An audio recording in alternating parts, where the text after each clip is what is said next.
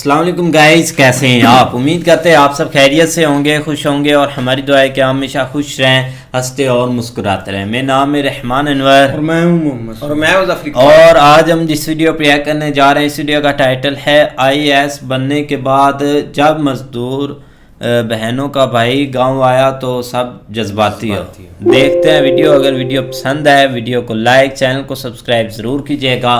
तो करते video start. मैं यहीं पे बैठ के पढ़ता था, यहाँ पे टेबल मेरी लगी रहती थी, यहाँ मेरी चेयर लगी रहती थी और जैसे शाम होती जाती थी तो धूप कम हो जाती थी तो उधर लगा लेता था, वो खुला हुआ, वहाँ पे हवा लगती थी। और ये जो सीन है मैं हमेशा अपने नज़रों में रखूँगा, हमेशा अपने जहन में रखूँगा। ये मुझे एहसास कराता रहेगा कि मैं कहाँ से उठ के आया हूँ और मेरे जैसे जो लोग हैं या समाज के जो ज़रूरतमंद लोग हैं, ये मुझे प्रेरित करेगा कि मैं उनके बारे में अच्छा सोचूँ।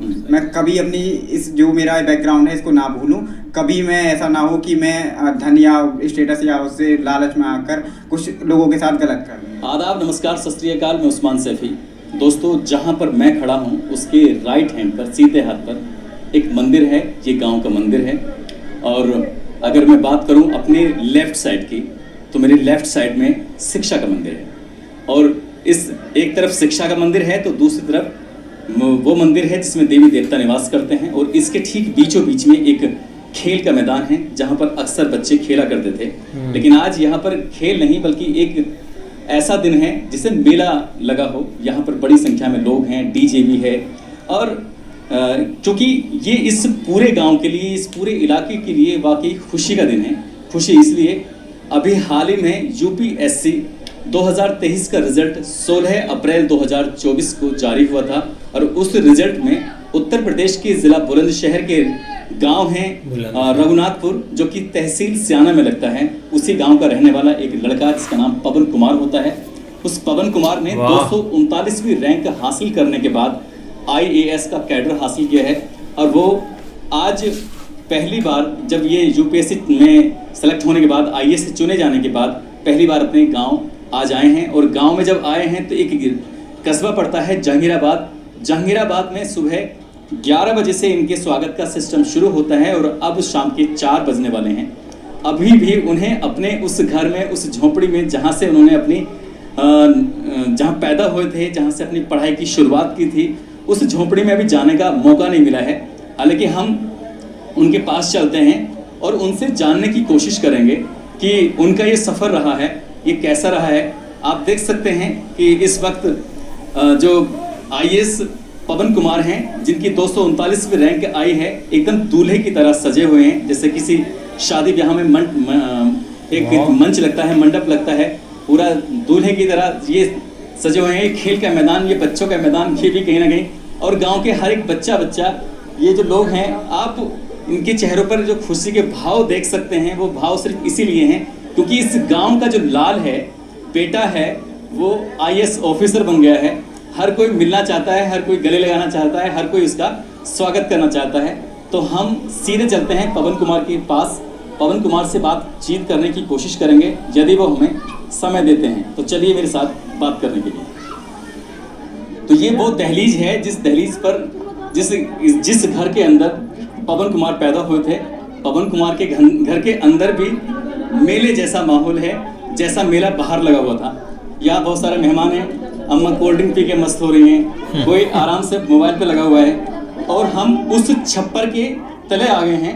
ये वही छप्पर है जो सोशल मीडिया पर बहुत ज़्यादा वायरल हो गया था। आखिरकार इस छप्पर के वायरल होने का क्या राज है, उस बात को जानने की हम कोशिश करेंगे और पवन कुमार से मिलने की भी कोशिश करेंगे।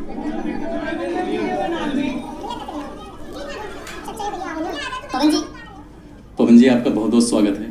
नमस्कार। यकीन मानना कि मैं किसी स्टोरी के पीछे लंबा टाइम दिया और आपकी भी हिम्मत की दाद देनी पड़ेगी। सुबह 11 बजे से लेके और अभी 4:10 के आसपास हो चुके हैं। शायद आपने कुछ खाया भी नहीं है, लेकिन जो खुशी आप महसूस कर रहे हैं अंदर से, वो शायद कुछ खाने से भी मतलब है। वो परिवार का और गांव वालों का, समाज का इतना प्यार है कि मतलब भूख प्यास कुछ महसूस नहीं हो रही है। सभी से लगातार बातचीत हो रही है, सबको देखकर अच्छा लग रहा है। आपके इस घर को बड़ी संख्या में मीडिया वालों ने दिखाया है। ये वही घर है तो आज यूपीएससी में सेलेक्ट होने के बाद आईएएस कैडर आपको प्राप्त करने के बाद अपने ही इस घर में इस आवास में जब आए हैं तो आपको मतलब क्या लग रहा है, कैसा फील कर रहे हैं? छोट बहनें आपकी चारों तरफ बहन बैठी हुई हैं, मौसी जी, मम्मी जी, पिताजी, सब के सब। सर घर मतलब कैसा भी हो लेकिन अपना घर ही होता है। बाहर कितनी भी अच्छी जगह रह लें लेकिन जो घर की खुशी होती है, जो घर में अपनापन होता है वो कहीं नहीं होता। तो घर में आके बहुत अच्छा लग रहा, सब परिवार के बीच में, रिश्तेदारों के बीच में बहुत अच्छा महसूस हो रहा। बहुत ही गौरवान्वित करने वाला पल है मेरे लिए। पता है ये घर स्पेशल क्यों है?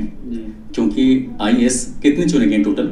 जी 1016 लोग चुने गए। 1016 लोग चुने गए, लेकिन आपके इस घर की वजह से आप पूरे हिंदुस्तान ही नहीं बल्कि पूरी दुनिया के अलग अलग मुल्कों में फेमस हो गए। इसलिए ये घर, अभी आप पड़ोस में बैठे हुए थे, आपका इंटरव्यू वहाँ भी मिल सकता था, वहाँ पंखे भी चल रहे थे, वहाँ लाइटें भी थी, सब कुछ था, लेकिन यहाँ पर सिर्फ इसलिए क्योंकि इस घर ने आपको बनाया है, इसलिए मैं यहाँ आना चाहता था आपके साथ। हाँ सर, इसमें कोई दो राय नहीं है सर। घर मेरा मतलब एक अपनापन जो है और जो माता पिता बहन भाइयों का प्यार मिला है, उसकी वजह से मैं आज जो भी हूँ उन्हीं सभी के प्यार और इस घर की वजह से हूँ। जब आप यहाँ से नानी के घर गए थे पढ़ने के लिए और आपने एक इंटरव्यू में कहा भी था कि मैं यहाँ क्यों आया हूँ पढ़ने के लिए, कि शायद पढ़ने के लिए आया हूँ, तो जब आपको एहसास हुआ था तब आपने क्लासों को टॉप करना शुरू कर दिया था। और जब यहाँ से गए थे तो किसी को पता भी नहीं था कि पवन भी कोई है। आज पूरा इलाका, पूरा जिला, पूरा देश जानता है कि पवन है।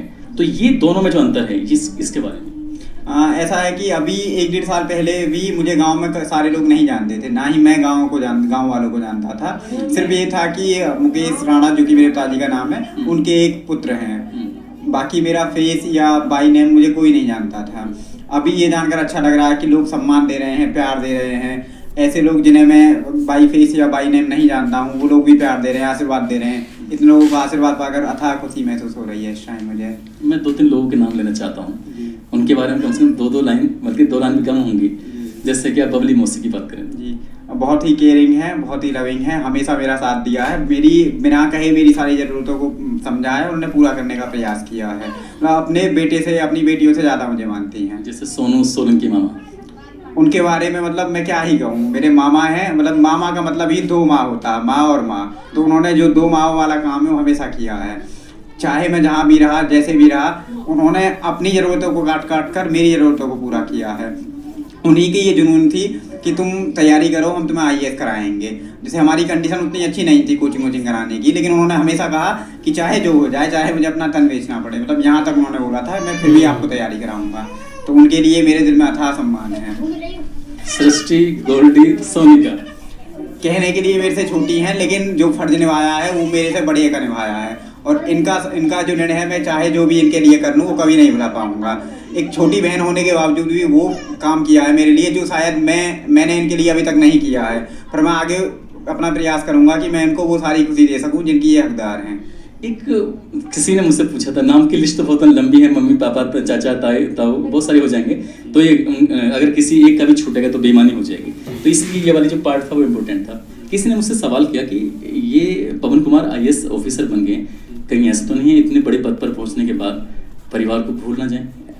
सर वृक्ष कितना भी बड़ा हो जाए, मतलब कितना भी बड़ा हो जाए, कितना भी विशाल हो जाए, कितने भी उसकी शाखाएं बन जाए, लेकिन वो अपनी जड़ों को नहीं भूलता। अगर जड़ों को भूलेगा तो सूख जाएगा। मेरा भी यही हाल है। अगर मैं जिन सब का आप नाम बोल रहे हैं या जो छूट गए हैं, जो मेरे साथ रहे हैं, ये जो पवन कुमार आज आप सामने मेरे बैठे हैं या सभी लोग बैठे हैं, उस पवन कुमार को बनाने में कुछ लोग हैं। मैं उन लोगों को कभी नहीं भूलूंगा। सही बात है कि आगे जब बढ़ते हैं तो बहुत सारे लोगों का सहयोग होता है। और बस ये जैसे बैंक का सिस्टम होता है, बैंक से हम लोन लेते हैं, बैंक कभी एहसान नहीं दिखाता, कर्ज ले लेता है। लेकिन अगर रिश्तेदार दोस्त ये वगैरह जो होते हैं, अगर ये एहसान दिखाना शुरू कर देते कि भाई मैंने तेरी वहाँ मदद की थी। कभी किसी ने ऐसा नहीं कहा मुझसे। अभी नहीं कहा है, लेकिन कहने लगे। एक लास्ट चीज़ और पूछूंगा, जब मैं आपके घर के अंदर एंट्री कर रहा था तो मेरे राइट साइड में एक मंदिर और लेफ्ट साइड में एक स्कूल, शिक्षा का मंदिर, बीच में एक स्कूल का मैदान। आज लाखों की संख्या में मतलब लोग आपको देख भी रहे हैं और यहाँ तक पहुँचे भी हैं हज़ारों की संख्या में। आज आपके यहाँ पर आने में कई लाख रुपए खर्च हो गए होंगे जो पब्लिक ने व्यक्तिगत अपने आप से खर्च किए हैं। तो कभी आज आपके पास किसी चीज़ की कमी नहीं है। और एक दौर ऐसा था कि उस दौर में ऐसा था कि मैं सिर्फ अकेला था, मतलब धन और जो स्टेटस है उसकी तो कमी थी ही, इसके साथ साथ भावनात्मक रूप से भी मैं अपनी जो परेशानियां होती थी मैं बहुत कम लोगों से शेयर कर पाता था। लेकिन आज वो कमी मुझे लग रहा है एक दिन में सारी कमी पूरी हो गई। जितना प्यार मुझे मिला है उस प्यार को मैं कभी नहीं भूलूंगा और ताउम्र इस प्यार को मैं याद रखूंगा। आपके जैसे करोड़ों पवन हैं, उनके लिए क्या कहना चाहेंगे? उनके लिए मेरी एक दो चीज़ें हैं जो मैंने सजेस्ट करना चाहूँगा कि आप अपना लक्ष्य बनाएं, उस लक्ष्य को पाने के लिए क्या रास्ता है उस रास्ते को चुनें, उस रास्ते पर पूरी ईमानदारी और नेकी के साथ चलते रहें। ऊपर वाला आपके माता पिता, आपके परिजन, आपके दोस्त, जो भी आपके सगे संबंधी हैं, जो आपके शुभचिंतक हैं, उनका ध्यान रखें और कभी किसी के बारे में गलत ना सोचें। सफलता आपको एक दिन जरूर मिलेगी। बस मुझे दो चीज़ दिखा दीजिए, एक तो वो कोना जहाँ आप पढ़ते थे और एक वो छप्पर जो वायरल हो गया। Please please. मैं सर ऐसा था कि जब दोपहर होती थी तो मैं यहाँ पे बैठ के पढ़ता था। मेरी एक टेबल थी, एक चेयर थी, तो मैं यहीं पे बैठ के पढ़ता था। यहाँ पे टेबल मेरी लगी रहती थी, यहाँ मेरी चेयर लगी रहती थी। और जैसे शाम होती जाती थी तो धूप कम हो जाती थी तो उधर लगा लेता था, वो खुला हुआ, वहाँ पे हवा लगती थी। और मैं ये चाहूँगा कि एक बार इस छप्पर को छू लीजिए आप क्योंकि आपकी मतलब IAS तो कई सारे लोग बने, लेकिन इस छप्पर ने आपको जो दिलों तक पहुंचाया है, ये वो छप्पर है। इसके बारे में भी दो चार बातें बोल दीजिए। कि इसके बारे में मैं दो चार लाइनें यही बोलना चाहूँगा कि मैं ये जो सीन है मैं हमेशा अपनी नज़रों में रखूँगा, हमेशा अपने जहन में रखूँगा। ये मुझे एहसास कराता रहेगा कि मैं कहाँ से उठ के आया हूँ, और मेरे जैसे जो लोग हैं या समाज के जो ज़रूरतमंद लोग हैं, ये मुझे प्रेरित करेगा कि मैं उनके बारे में अच्छा सोचूँ। मैं कभी अपनी इस जो मेरा बैकग्राउंड है इसको ना भूलूँ। कभी मैं ऐसा ना हो कि मैं धन या स्टेटस या उससे लालच में आकर कुछ लोगों के साथ गलत कर दूँ। तो मैं हमेशा इसको अपने जहन में रखूँगा। आप चाहें तो इस सवाल का जवाब दे सकते हैं, ना चाहें तो ना देना, कोई वो नहीं है। आपने एक इंटरव्यू में कुछ ऐसा बोला था कि जब गवर्नमेंट के कुछ लोग आते हैं, प्रधानमंत्री आवास योजना के तहत जब आपने आवेदन किया था, उन्होंने कहा था कि एक दीवार है वाली पक्की वाली, उस पक्की दीवार को गिरा दो और उसके बाद फिर कुछ ऐसा कच्चा सा दीवार खड़ी कर दो और हम आपको आवास दे देंगे। तो अब तो खैर आपके पास ना आवास की कमी है, ना किसी चीज़ की कमी है। तो ऐसे जो सरकारी विभागों में लगे हुए लोग हैं, वो उनके लिए और अपने उस पल के लिए ये दो बातें बस ला। सर मैं यही कहना चाहूँगा कि जैसे सरकार है, कोई भी सरकार हो, किसी भी पार्टी की सरकार हो, वो हमेशा कुछ ना कुछ ऐसी योजनाएं लाते हैं जिससे गरीबों का या जो समाज के जरूरतमंद लोग हैं उनका भला हो। लेकिन कुछ लोग होते हैं, वो लोग मतलब ऐसा नहीं है कि वो किसी सरकारी डिपार्टमेंट में है या किसी एक खास विचारधारा के हैं, वो कोई भी लोग हो सकते हैं। केवल एक दो गलत लोगों से सारा तालाब गंदा नहीं होता। इस दुनिया में अच्छाई है तभी दुनिया चल रही है। मैं प्रयास करूंगा कि मैं जब शासन में जाऊं, मेरे कारण कभी ऐसे किसी का गलत ना हो, और जो मेरे आसपास अधिकारी होंगे उनको भी मैं कोशिश करूंगा कि वो ईमानदारी से काम करें। जो तबके के लोग हैं जिनको ज़रूरत है उनके साथ पूरी न्याय करने का प्रयास करें। बाकी कमाल हो गया, बहुत ही शानदार तरीके से बात। खैर IAS ऑफिसर हैं और आपका छोटू दिखाई नहीं दे रहा है क्योंकि बहुत सारी भीड़ है उसकी वजह से। छोटू घबरा कर कहीं कोने में बैठा होगा, उसको भीड़ और डीजे पसंद नहीं है। अच्छा, कहीं कोने में बैठा होगा। अरे गोल्डी कहाँ है? गोल्डी एक मिनट, मैं गोल्डी बहन कुछ दो चार बातें बोलना चाहो तो बोल सकती हो, फिर मैं बाय बाय कर लूंगा भैया सर। आज तो मैं थोड़ी बात बोला जा रहा मुझसे। आप IAS बन गए, मैं कह रहा हूँ कि इनको राजनीति में ले आइएगा क्योंकि इनकी बातें बहुत अच्छी करती हैं। इनका जैसा इंटरेस्ट होगा मैं इनके इंटरेस्ट को प्रमोट करने की कोशिश करूंगा, और जो भी जैसे भी इनका आगे मन होगा, इनको जो भी करना होगा मैं पूरा सपोर्ट करूंगा। आपके पापा ने एक बात कह के मेरा दिल जीत लिया था। जब मैं यहाँ से इंटरव्यू करके जा रहा था तो उन्होंने सर पे हाथ रख के बोले कि मेरे आज से 2 बेटे हैं, पता नहीं उन्हें मेरी कौन सी बात अच्छी लगी। ठीक है, धन्यवाद।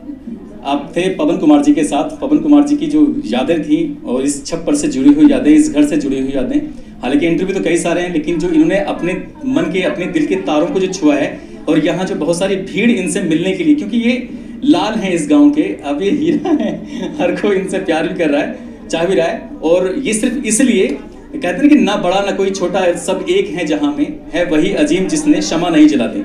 इन्होंने कुछ अलग करके अपनी क्षमा जलाई, सब में चमकते चले गए। अब पूरे हिंदुस्तान ही नहीं बल्कि कई मुल्कों में इन्हें इनके नाम से जानते पहचानते हैं, क्योंकि इंडिया का सबसे टफ एग्जाम UPSC को इन्होंने क्लियर करके IAS ऑफिसर जो चुन लिए गए हैं। अब ट्रेनिंग पे जाएंगे, उसके बाद फिर सिलेक्ट होंगे और फिर आगे की जर्नी शुरू होती है। अभी ये पहली जर्नी थी UPSC क्लियर करने वाली, उसके आगे अभी संघर्ष अभी और बाकी है। बिल्कुल यार, एक काफ़ी ज़्यादा सर ने सबको मोटिवेट भी किया है कि जो अभी पढ़ रहे हैं उनके लिए तो अब एक हीरे की तरह है कि उनसे सीखें। लेकिन जो एक वाकई उन्होंने एक जगह दिखाई है ना, जहाँ पर सर ने इतनी ज़्यादा मेहनत की है, दिन रात पढ़ते थे, वो वाली यार काफ़ी देखकर खुशी हुई कि उन्होंने ना कभी हिम्मत नहीं छोड़ी। यही होता है कि वो अपने एक काम को आगे रख कर एक मेहनत करते गए और आगे बढ़ते गए, और आज वो इस मुकाम पर हैं कि एक उनको हज़ारों लाखों करोड़ों लोग यार चाहने वाले हैं।